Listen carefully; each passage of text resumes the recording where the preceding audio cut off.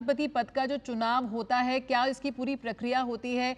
ये तस्वीरें सामने आ रही हैं जहां पर प्रधानमंत्री ने जब अपना वोट डाला, उसकी तस्वीरें इस वक्त हम देख सकते हैं कैसे यहाँ पर वो अपना वोट डालने पहुंचे। सबसे पहले जो वोट प्रक्रिया की शुरुआत यहाँ पर प्रधानमंत्री नरेंद्र मोदी ने किया है और कैसे ये पूरी वोट प्रक्रिया होती है।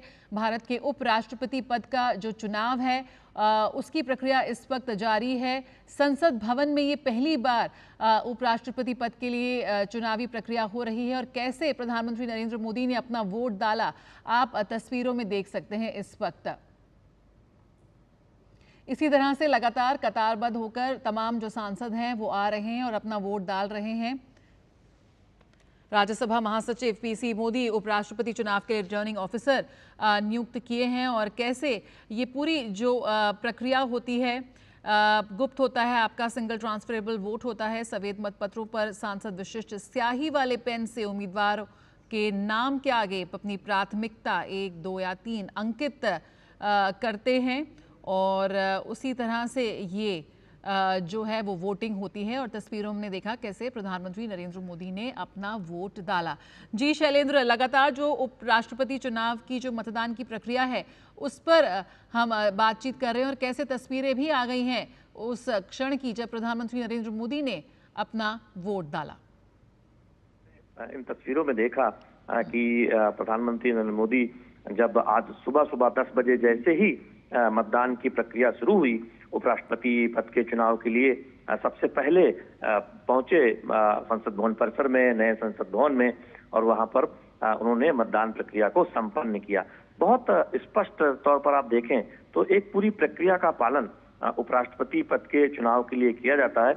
हम डीडी न्यूज के दर्शकों के लिए वो बताना चाहते हैं कि इसमें देश के जो लोकसभा या राज्यसभा के जो सांसद होते हैं उनका मत होता है और राज्यसभा के जो मनोनीत सांसद हैं उनका भी मत होता है। तो इस वक्त आप देख रहे हैं तस्वीरों में, ये 10 बजे जैसे ही मतदान की प्रक्रिया शुरू हुई, तुरंत ही प्रधानमंत्री नरेंद्र मोदी सबसे पहले मतदान के लिए केंद्र तक आए और उन्होंने अपने मतदान के अधिकार का प्रयोग किया। उसके बाद हमने देखा कि तमाम केंद्रीय मंत्री, रक्षा मंत्री राजनाथ सिंह, केंद्रीय मंत्री गिरिराज सिंह और तमाम मंत्रियों ने अपने मतदान के अधिकार का प्रयोग किया और एनडीए और इंडी गठबंधन के जो तमाम सांसद हैं वो सुचारू रूप से आप देख रहे हैं कि मतदान प्रक्रिया में हिस्सा ले रहे हैं। विशेष चिन्ह के इस्तेमाल के साथ ही ये मतदान की जो पूरी प्रक्रिया है वो आगे बढ़ती है।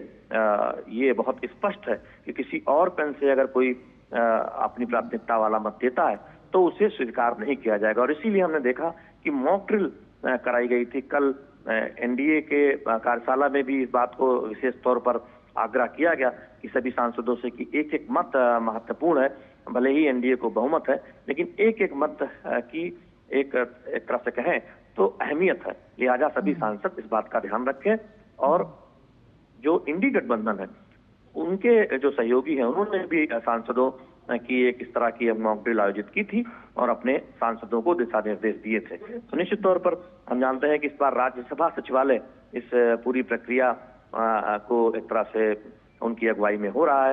राज्यसभा के जो सचिवालय के जो वरिष्ठ अधिकारी हैं उनकी प्रक्रिया में ये पूरी चुनाव मतदान की जो प्रक्रिया है वो आगे बढ़ाई जा रही है। तो निश्चित तौर पर आज पूरे दिन आप इस तरह की तस्वीरें देखेंगे। आपसे थोड़ी देर पहले आपने देखा पूर्व प्रधानमंत्री एचडी देवेगौड़ा मतदान के लिए आए, वरिष्ठतम सांसद हैं और वो उन्होंने मतदान की प्रक्रिया में हिस्सा लिया। आपने तस्वीरों में देखा प्रधानमंत्री नरेंद्र मोदी सबसे पहले पहुंचे मतदान केंद्र अपने इस मतदान के अधिकार और उपराष्ट्रपति पद के चुनाव की प्रक्रिया में हिस्सा लेने।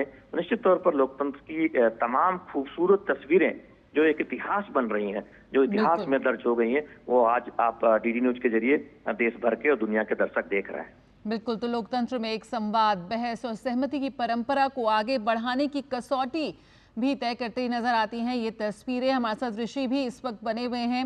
ऋषि, एक तरफ महाराष्ट्र के राज्यपाल और भाजपा के वरिष्ठ नेता सीपी राधाकृष्णन, दूसरी ओर सुप्रीम कोर्ट के पूर्व न्यायाधीश बी सुदर्शन रेड्डी। शुरुआत में बात हुई कि मुकाबला कहीं राजनीति बनाम न्यायपालिका पृष्ठभूमि का है या फिर दक्षिण बनाम दक्षिण।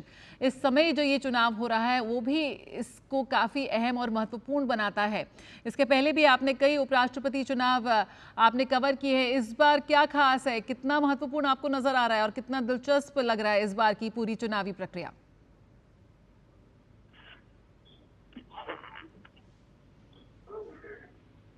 हेलो जी ऋषि, आपको मेरी आवाज मिल रही है? जी, मुझे आपकी आवाज मिल रही है। जी जी। जहाँ तक इस चुनाव को देखें, जैसे कि आपने कहा कि दो पक्ष हैं कि क्या राजनीति बनाम न्यायपालिका या दक्षिण बनाम दक्षिण, लेकिन इसमें अगर हम देखें तो इन चुनावों में सबसे बड़ी बात है कि दो टीमों को ने अपने आप को इस तरीके से प्रोजेक्ट किया है और दर्शाया है कि वो अपने मुद्दों को लेकर कितने गंभीर हैं। खासतौर से जो एनडीए उम्मीदवार हैं उनकी पहले जब उनका नाम आया तो सरकार ने पहले कोशिश की, सत्ता पक्ष है कि उनका नाम पर एक आम सहमति बन जाए, लेकिन जो दक्षिण से जब उनका नाम आया तो जो विपक्ष है उसे लगा कि कहीं उनका जो सियासी प्रतिद्वंद्विता का जो कारण है वही कहीं कमजोर ना हो जाए, इसलिए उन्होंने ये दिखाने के लिए कि वो सत्ता पक्ष के साथ किसी भी